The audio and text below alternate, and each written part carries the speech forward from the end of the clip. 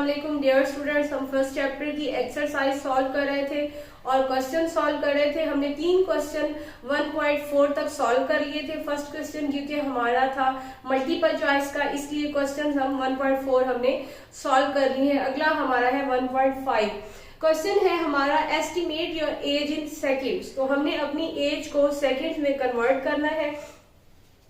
Suppose as जो है आपकी वो है 15 ईयर्स। 15 ईयर्स क्योंकि मोस्टली 9th क्लास के बच्चों की जो एज होती है वो 15 ही होती है, 15 ईयर्स ही होती है। इसको हमने सेकंड्स में कन्वर्ट करना है, तो हम इसको इस तरह लिखेंगे कि 15 जो हमारे साल है, ईयर है, उनको हम डेज के साथ मल्टीप्लाई कर देंगे। 365 डेज होते हैं 1 ईयर में, उसको हम मल्टीप्लाई कर देंगे 15 से। फिर हम एक दिन में जो घंटे होते हैं उसके साथ हम मल्टीप्लाई करेंगे 24, क्योंकि एक दिन में 24 आवर्स होते हैं। फिर 24 को हम करेंगे 660 के साथ, क्योंकि 1 आवर में 60 मिनट्स होते हैं और 1 मिनट में हमारे पास 60 सेकेंड्स होते हैं। तो ये हमारी एज जो है सेकेंड्स में आ जाएगी। ये तकरीबन होती है 473 lakh 40,000 second.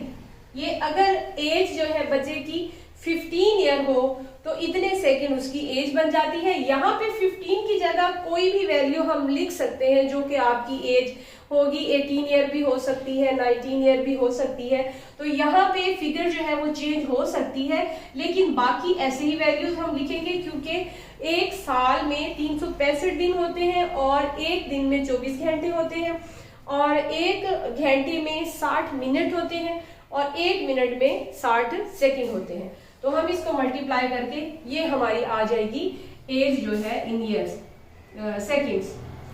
15 years equal to 43। अब इसको हम साइंटिफिक नोटेशन में लिख देंगे। 473 लाख और 40,000 सेकेंड हमारे पास आ गए।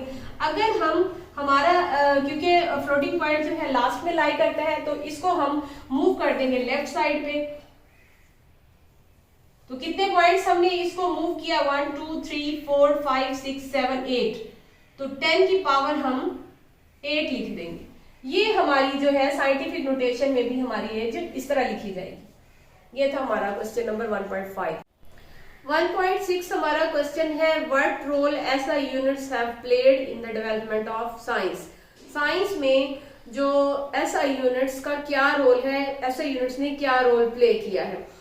तो हमने इसका टॉपिक पहले पढ़ा हुआ है SI यूनिट्स का। SI यूनिट्स की जरूरत क्यों पेश आई? क्योंकि कोई भी शख्स जब एक कंट्री से दूसरे कंट्री में जाता था तो उसे चीजों के तबादले, एक्सचेंज ऑफ गुड्स और कोई भी चीज बाय करने में मुश्किल पेश आती थी बिकॉज ऑफ डिफरेंट यूनिट्स। तो ये जो SI यूनिट्स है ये all over the world same बना दिए गए थे, इसीलिए आसानी हो गई लोगों को चीजें एक्सचेंज करने में भी और चीजों की खरीदारी करने में भी। और साइंटिफिकली भी इसका यही फायदा हुआ कि जो हमने साइंटिफिक साइंसी तौर पे जो तजर्बात किए गए वो all over the world same units के साथ ही हो गए और उनको समझने में, अंडरस्टैंड करने में आसानी हो गई। 1960 में ये जो SI यूनिट्स थे ये इंट्रोड्यूस हुए थे। इन 1960 SI units were introduce. These units help us to understand different units। तो different units में समझने के लिए, different units को समझने के लिए आसानी हो जाती है। and their mutual relationship, और mutual relationships से हम derived units को अक्स करते हैं तो उनको अंडरस्टैंड करना भी इजी हो गया। इन SI interconversion of units is very easy. तो यूनिट्स की इंटरकन्वर्जन जो है उनका जो तबादला है वो भी आसानी से हो जाता है। To exchange scientific and technical information become Easy because some SI units, same SI units are used in all over the world. तो साइंटिफिक एक्सचेंज जो है और टेक्निकल इंफॉर्मेशन का जो तबादला है वो भी आसान हो गया, क्योंकि सेम यूनिट्स जो थे वो पूरे वर्ल्ड में इस्तेमाल हो रहे थे। तो यही साइंस में डेवलपमेंट का रोल प्ले किया है, साइंटिफिक यूनिट्स जो हमारे SI यूनिट्स हैं। हमारा क्वेश्चन नंबर 1.7 है, what is meant by vernier constant. Vernier constant का क्या मतलब होता है? वर्नियर कांस्टेंट, वर्नियर कैलिपर का जो लीस्ट काउंट होता है वही वर्नियर कांस्टेंट कहलाता है। Least count of vernier caliper is called vernier constant. Vernier least count को ही हम वर्नियर कांस्टेंट कहते हैं। The difference between one small division on main scale division and one vernier scale division is 0.1 mm। तो 0.1 mm ही हमारा least count होता है। Least count मालूम करने का तरीकेकार ये है, least count is equal to smallest reading on main scale, main scale divided by number of divisions on vernier scale, vernier scale।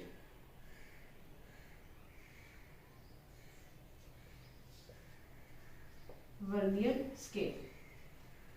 तो हमारे पास जो स्मॉलेस्ट रीडिंग है हमारे मेन स्केल पे वो होती है 1 mm,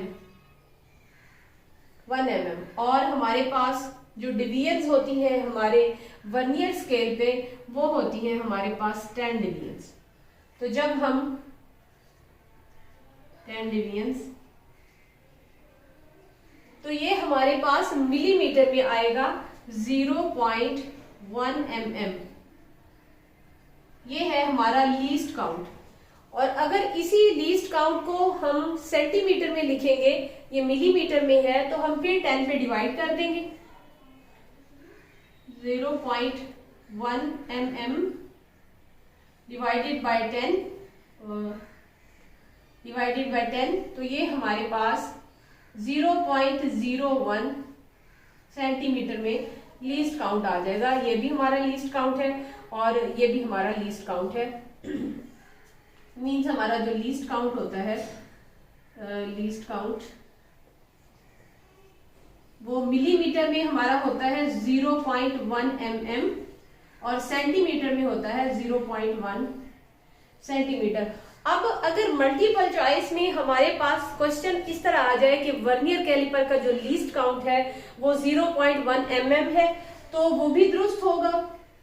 और हमारे पास एक ऑप्शन अगर वो दे दे 0.01 सेंटीमीटर, तो वो भी दुरुस्त होगा।